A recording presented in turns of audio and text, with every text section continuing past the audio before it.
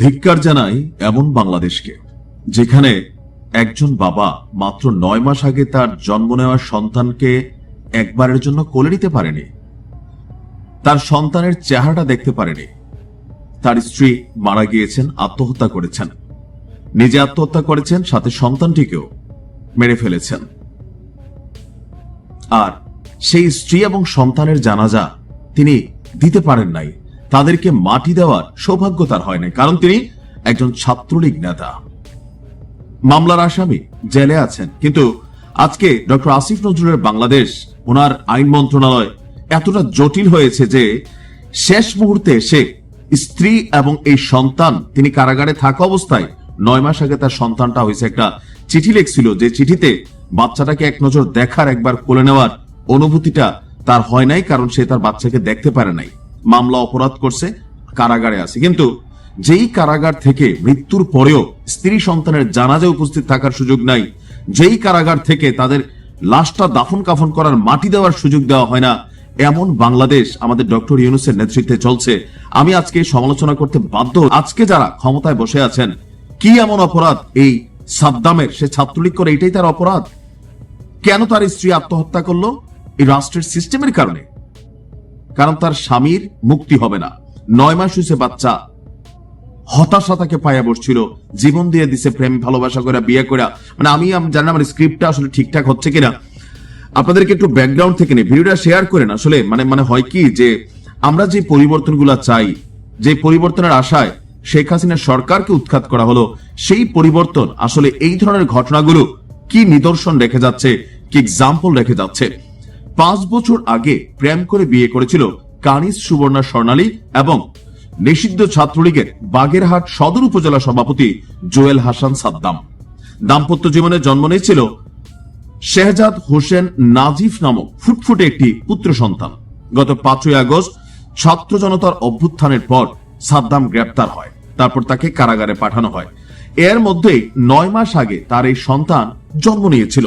ভাবা যায় যে কতটা প্যাথেটিক। জন্মের পর তো বাবাকে দেখেই নাই, এমনকি সন্তানকে একবার কোলে নেওয়ার যে তীব্র আকাঙ্ক্ষা, এটা সাদ্দামকে কুড়ি করে খাচ্ছিল। কারাগার থেকে স্ত্রীকে লেখা একটা চিঠিতে তার এই পুত্রকে কোলে নিতে না পারার যে গভীর বেদনা, সেই বেদনার কথা উল্লেখ করেছিল সাদ্দাম। কিন্তু সেই আশা তার আর পূরণ হলো না।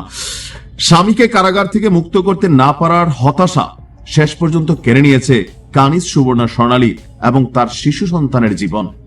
আজকে বিকেলে শেষবারের মতন স্ত্রী এবং সন্তানকে এক নজর দেখতে মরদেহ নিয়ে যাওয়া হয় যশোর কারাগারের জেল গেটে। তবে স্থানীয়দের দাবি, এই মৃত্যু রহস্যজনক। তারা ঘটনার প্রকৃত তদন্ত দাবি করেছেন। আপনার বলা হচ্ছে যে মৃত কানিজ সুবর্ণা স্বর্ণালীর ভাই সুবল হাওলাদার বলছেন, আমার বোনের স্বামী সাদ্দামের প্যারোলে মুক্তির বিষয়ে আমরা মৌখিকভাবে বাগেরহাট জেলা প্রশাসনকে জানিয়েছিলাম।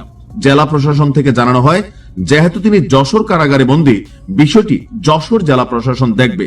সময় স্বল্পতার কারণে আমরা পারিবারিকভাবে সিদ্ধান্ত নেই যে শেষবারের মতন জেল গেটে স্ত্রী এবং সন্তানের মরদেহ দেখানো হবে।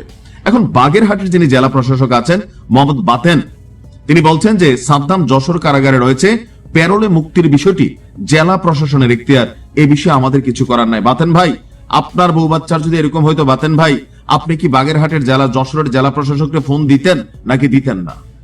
সবসময় এত আইন দেখাইয়েন না ভাই। এই দেশে আইনের মাইকা বাপ হয়ে আছে সবসময়। যারা ক্ষমতায় থাকে তারা আইনের মারে বাপ করে দেয়। বাতেন ভাই, খুব খারাপ লাগছে আমার নিউজটা দেখা। আর আমাদের বাগেরহাটের যিনি ওসি সাহেব আছেন, তিনি বলছেন যে সাদ্দামের স্ত্রী এবং সন্তানের মৃত্যুর ঘটনায় একটি হত্যা মামলা, একটি অপমৃত্যু মামলার রেকর্ড করা হয়েছে। গত শুক্রবার বাগেরহাটে 9 মাসের শিশু সন্তান নাজিম হোসেনকে পানিতে চুবিয়ে শেষ করার পর ঝুলন্ত অবস্থায় মা কানিজ সুবর্ণা স্বর্ণালীর দেহ উদ্ধার করা হয়। এখন এটাকে আসলে স্বাভাবিক মৃত্যু নাকি কোনো পরিকল্পিত ঘটনা জানি না, তবে আমি ওইদিকে যাচ্ছি না, এটা পুলিশ তদন্ত করবে। আমার কথা হচ্ছে, সাদ্দামরে কেন প্যারোলে মুক্তি দেওয়া হলো না? কারণ সে ছাত্রলীগ করে, এটাই তো। 10টা মার্ডার কেসের আসামি হইতে পারে, কিন্তু তার স্ত্রী সন্তানকে জানাজা, দাফন কাফন, লাশটা মাটিতে, 9 মাসের সন্তান চোখে দেখে নাই। এতটা প্যাথেটিক আমার কাছে, মানে কি যে ভাই খারাপ লাগতেছে, বিশ্বাস করেন। কারণ আমার নিজের একটা বাচ্চা আছে।